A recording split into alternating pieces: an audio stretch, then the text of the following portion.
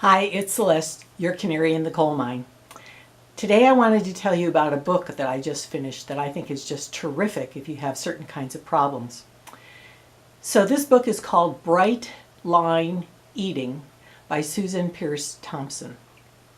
And she's somebody who's a brain scientist, and she's also had addiction problems in the past.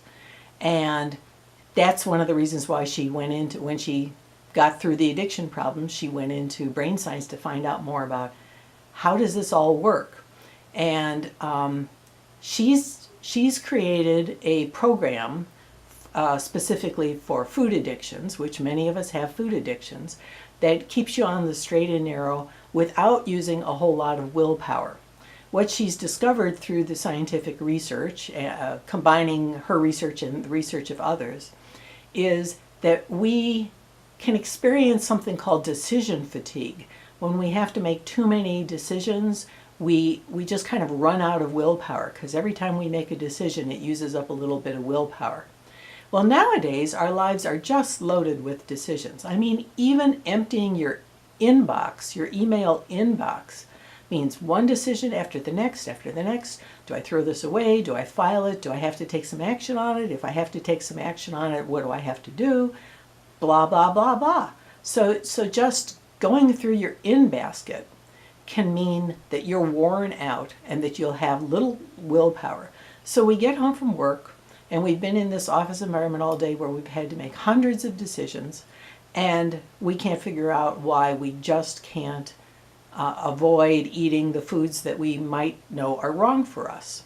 Or we stop by the grocery store on the way home to pick up something, or we stop by the fast food place because we're worn out, we're tired, and the cravings are kicking in, and we have no willpower left to speak of.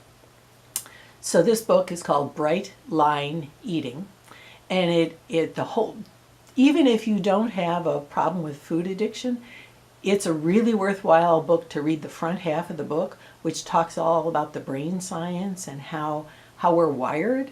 And then the last half of the book is about her program for curbing your cravings by reducing the total decision-making load on your body and taking advantage of the way you're wired and avoiding doing things that don't take advantage of the way you're wired.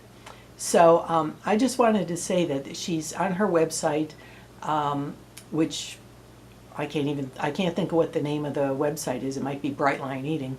But anyway, if you Google her name, Susan Peirce Thompson, she has a little quiz that tells whether or not you're highly susceptible to having these problems with cravings or not. And one of the things she said that made a lot of sense to me, because I have cravings hit me a lot, and that's one of the reasons why my vegan diet is very helpful to me, because it doesn't trigger my cravings the way I was eating before, eating fast foods, eating processed foods, and so forth. So you can take this little quiz, and it tells you whether you're highly susceptible or low susceptible.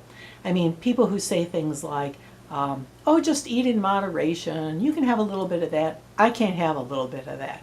It starts like this drunken cascade. I mean, if I have a little bit of chocolate, I'll just keep eating it and eating it. Or if I have a bag of chips that says, it's 5 servings, I'll say, well, I'm only going to eat a little bit. Well, that never works out. I have to keep it out of the house.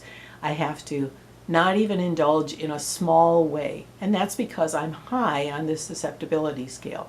And you can take the quiz on her website and find out where you are if you don't already know. I mean, if you know that you're prone to binges as soon as you get a taste of something, then you might well benefit from reading this book.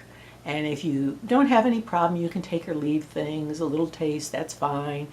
You probably don't have a problem. But if you have any confusion about whether you have this problem or not, go to her website, take the quiz, and find out. So that's what I wanted to talk about today. Another little tip for how to get healthy and stay healthy. And I want you to be well and stay well. Thanks.